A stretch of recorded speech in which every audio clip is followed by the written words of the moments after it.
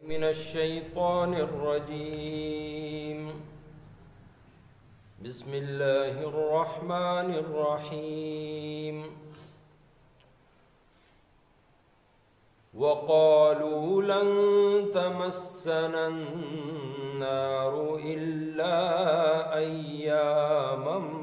معدودة قل أتخذتم عند الله عهدا فلن يخلف الله عهده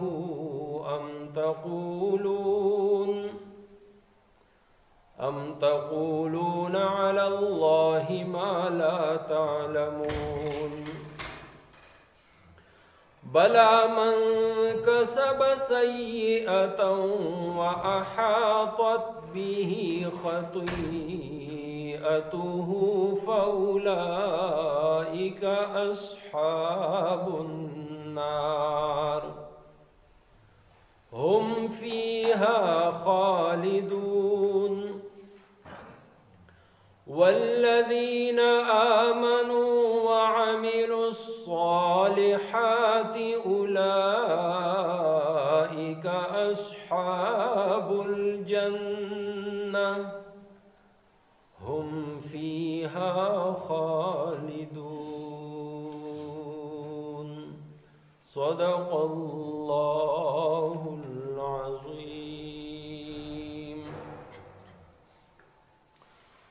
وقالوا او اغیوائی لن تمسنا ہرگز بن رسیگی مونگتا النارو اور الا مگر ایامن یوسو رزے معدودہ دشمیر. قل اے پیغمبر علیہ السلام تو وہ آیا اتخذتم آیا اغسطی دتاسو عند اللہ د خدای تعالینا عہدن سوادا فلن پس ہرگز نبکی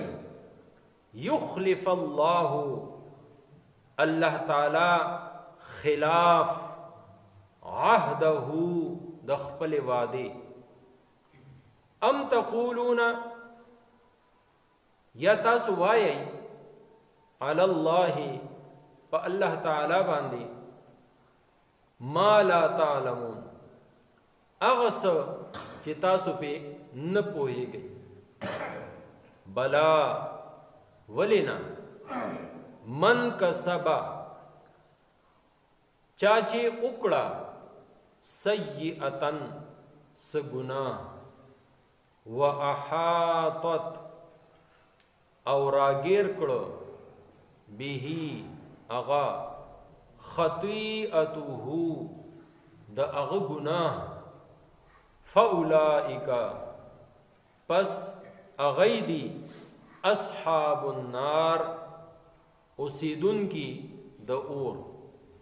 ہم فیہا اغیبا پا اغی کی خالدون ہمیشہ بھی. والذین آمنوا او آغا خلق چی ایمان راوڑا وعملوا الصالحات او عملون اکڑ نیک اولئیکا آغا خلق دی اصحاب الجنہ اسیدن کی دا جنت ہم فیہا اغیبا پا اغی کی خالدون ہمیشہ بھی. سورہ بقرہ نہم نمبر رکو دلتا کے مکمل شو. ننانی درس کے دے اخیری درے آیتونا شامل دی. دے رکو کی اللہ جل جلالہ دا یہودو دا پینزو ڈلو تذکرہ کرے. دا سلورو ڈلو تذکرہ مونگا ویلا او دا پینزمی ڈلے تذکرہ و دی رنبنی آیت کے وقالو لن تمسن النار دے کرا روانا. لومبای هغه ډله د یهودو چا چې تورات شریف کې تحریف وکړ بدلون د هغې آیتونه بدلول د هغې حکمونه بدلول مالدار دپاره جدا حکم غریب او فقیر دپاره جدا حکم یعنی د الله کلام کې هغې به بدلون وکړه او بیا به وي دا خو د الله د طرف نه یو هغه ډله وه بیا دویم نمبر باندې هغه ډله چې هغې ته منافقان ویلی شي یهودیانو منافقان مسلمانانو ته به وي مونږ تاسو سره یو او هغې ته به وي چې مونږ خو هغې سره ټوکې کول بیا دریم نمبر باندې هغه ډله چې جاهلانو باندې مشتمل امیون ورته وویلی شو ناپوهه خلک د یهودو علما چې به ورته څه ووي بس په هغې به د هغې ایمان او هغې سره څه ارزوګانې وې څه تمنا او امیدونه امیدونه څه چې مونږ خو د الله د نیازبین خلکو اولاد یو الله تعالی مونږ ته هېڅ نه وایي الله تعالی مونږ به جنت ته لیږي بس دغه کیسې او کهانیانې وې ورسره څلورمه بیا هغه ډله چې د نبی علیه الصلاۃ والسلام په دور کې وو او تورات کې چې کم کم ځای کې د نبی علیه السلام تذکره وه هغې په ځای داسې بدلون هغې وکړه چې هغې سره دا ډو ثابتېدل نه چې دا آیتونه د نبی علیه الصلاۃ والسلام تعارف حوالې سره راغلي مثلا د هغې قد به دوری د هغې ویښته به داسې د هغې د سترګو رنګ به داسې تر دې حده پورې دا څیزونه بیان شوي دوی به هر څه بدل کړ نو بیا به یې خلکو ته مخامخ کړی چې وګوره تورات کې خو چې دا کم راغلي دي هغې کې خو یو علامت هم په دې پیغمبر کې نه ښکاري تاسو هسې وایئ چې په تورات کې د دوی تذکره ده دا څلورمه ډله وه او په دې سره به هغوی څه کول د دنیا څه لږ غونده کې مفاد د دنیا څه لږ غونده کې عهده سټیټس مقام مرتبه عزت ظاهری حقیقی عزت دا نه دی حقیقی عزت د الله په دین کې دی حقیقی عزت د الله په نزد دی د الله په حکم بدلولو سره عزت نه ملاوي د الله په حکم باندې عمل کولو سره عزت ملاوي د الله په کلام باندې ایمان راوړلو سره عزت ملاوي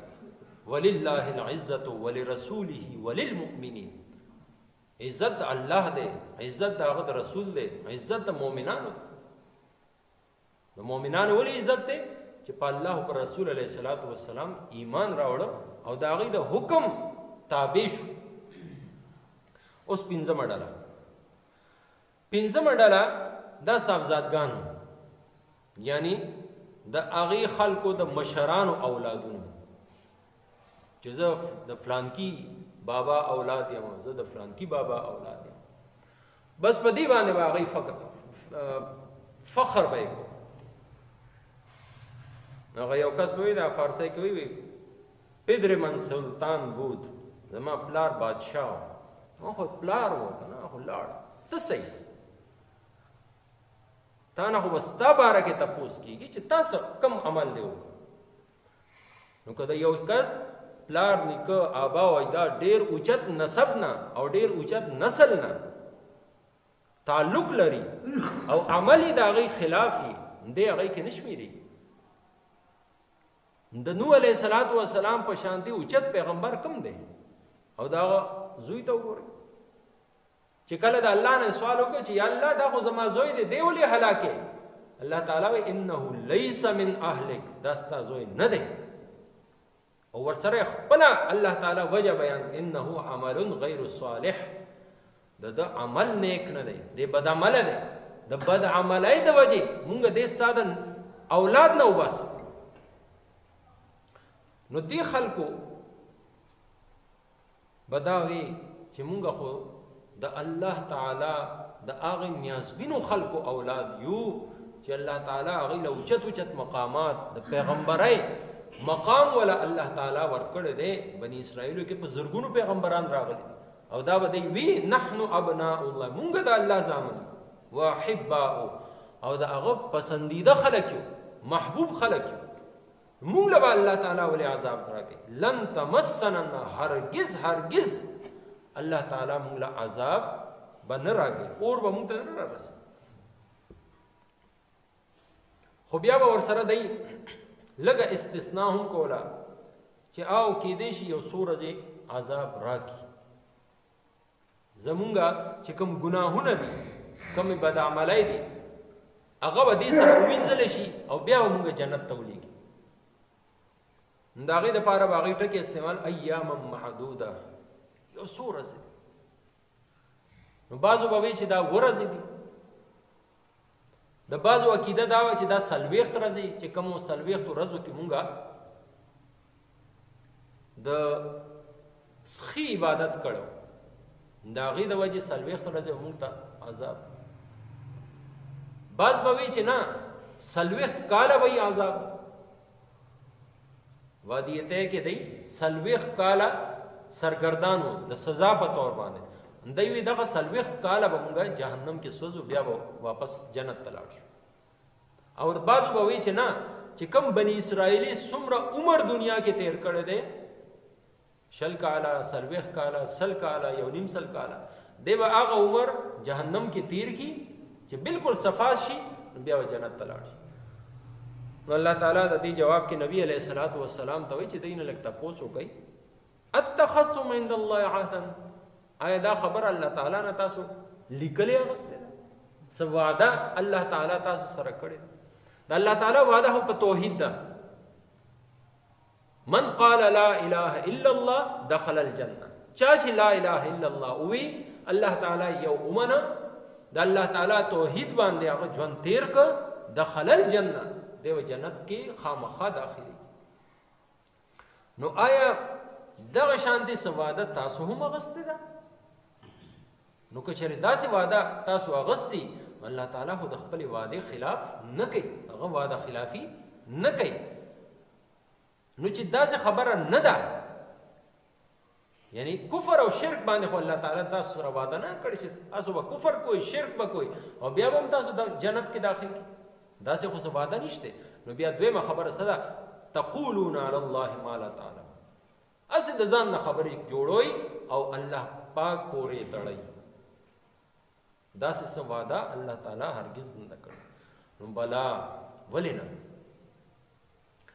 دا بلا ټکې چې راشي، دا چې شاته کوم مضمون تیر شوي د هغې نفي او چې کوم راتلونکي د هغې اثبات، یعنی شاتنۍ خبره غلطه او راتلونکې صحیح ده. نو شاته خبره دی څه غلطه وکړه چې مونږ به یو څو ورځې جهنم کې سوځو، دا غلطه عقیده ده، داسې څه عقیده نشته. صحیح خبره څه ده؟ من کسب سیئه، چا چې کفر او شرک وکړ یا ګناهونه دومره ډېر وکړ چې ګناهونو کې صحیح راګیر شو، تر دې حده پورې چې زړه د ایمان نه خالی شو، کفر کې د دنیا نه لاړ،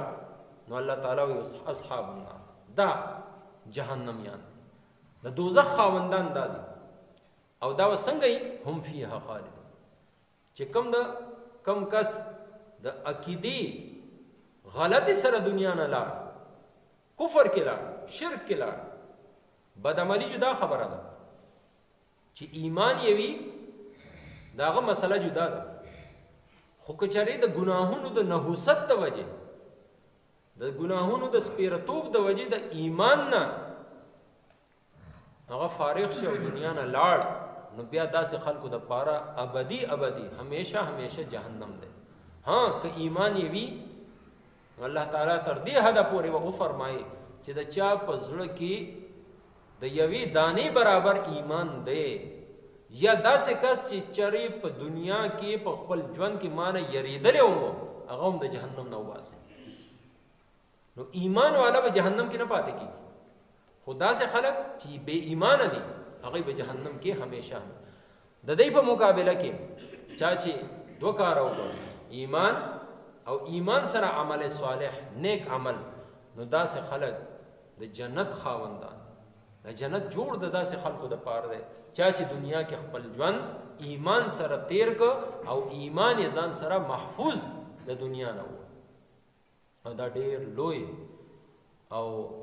ډیر د مجاهدې او ډیر زیات مشکل کار دی ایمان محفوظ ساتل او نن سبا خدا سے د فتنو دور دی چې سهار او ماښام نوې نوې فتنه راځي دا الله تعالی نه دا ډیر ډیر سوال کول پکار دی چې یا الله سره د کامل ایمان دنیا نه مې اوچت چې هر کله او په خپل وخت یا الله ایمان کامل دا زما خطا نه کی هم فیها خالدون نو دا ایمان کامل والا د دنیا نه چې لاړل د جنت کې داخل شي هم فیها خالدون التنا وتل نشته التکی مرګ نشته التکی بوډاواله نشته التکی بیلتون نشته د التنا شړل نشته هغه زمکه باندې بل څوک نشي راتلی چې کم کس دے بس دے داغه والی وارث ته دی به همیشه التکی اوسیږي اللهم انا نسألك الجنه ونعوذ بك من النار ترجمه بوایو وقالوا او اغي واي لن تمسنا هرگز بن رسی مونتا النار اور الا ایاما مگر یوسو رزی معدوده نشمیر قل وایا اتخذتم آیا غصد تاسو عند اللہ دا اللہ تعالینا عہدا سعہد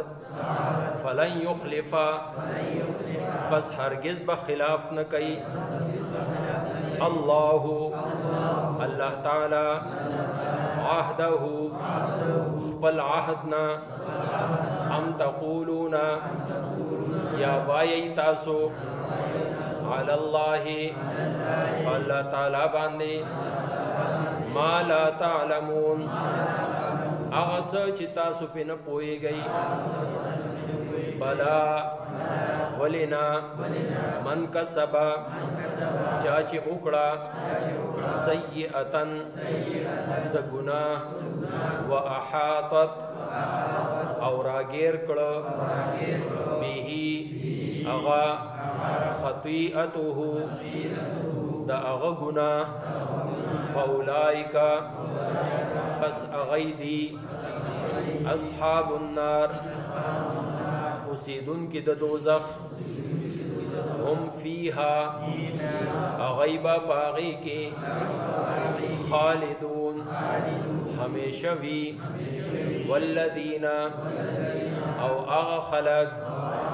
آمنو چی ایمان یا راوڑے دے وعملو او عملون یوکڑل الصالحات نیک اولائکا اغا خلق دی اصحاب الجنہ خاوندان د جنت هم فیہا غیبہ پاغی کی خالدون ہمیشہ بھی وما توفیقی